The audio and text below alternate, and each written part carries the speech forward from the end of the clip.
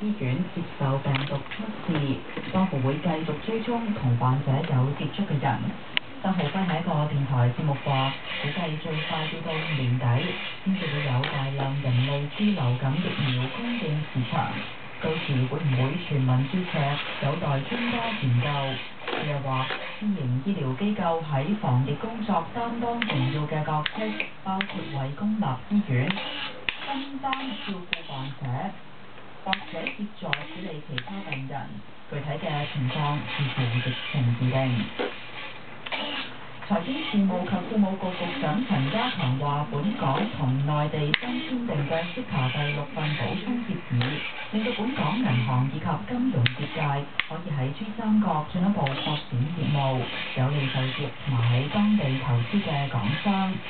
陳家強出席一個電台節目時形容，新嘅補充協議係新嘅突破點。日前率領本港業界代表團到廣東省，就會研究可發展嘅業務。社署署長余志允話，庇護工場鐵閘壓死女工嘅事件發生之後，已經即時同死者家屬接觸，安排社工跟進。佢承諾一定會協助家屬處理殮葬事宜。至於長短福利問題，仍然商討緊。被問到現時嘅鐵閘係咪太遲更換，佢話警方仍然調查緊，